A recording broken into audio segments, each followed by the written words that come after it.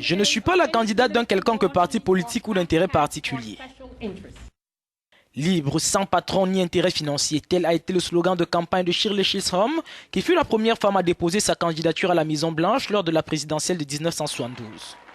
Première femme noire à entrer au Congrès, elle fut également la toute première personnalité de sa communauté à être investie par un grand parti pour la présidentielle. Je ne suis pas la candidate des Noirs américains, disait-elle, même si je suis noire et fière de l'être. Je ne suis pas la candidate des féministes de ce pays, même si je suis une femme et que je suis également fière de ma condition. Shirley Chisholm était une enseignante, une activiste et une femme politique qui s'est battue pour les droits civiques aux États-Unis.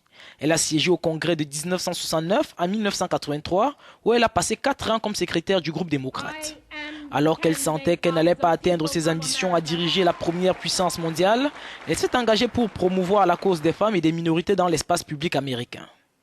Dans un livre publié au lendemain de la campagne de 1972, elle écrit, je cite, « J'ai été candidate à la présidence malgré de faibles chances de succès, mais en toute bonne foi et le refus d'accepter le statu quo. » Au terme de la convention démocrate et alors qu'elle ne bénéficie pas du soutien des célébrités et des milieux d'affaires, elle ne récoltera que 152 délégués alors qu'il faut en moyenne plus de 2000. Mais pour de nombreux observateurs, Mme Chisholm sera la matrice de la candidature et de la victoire de Barack Obama en 2008, mais aussi de l'investiture d'Hillary Clinton comme première femme par le Parti démocrate.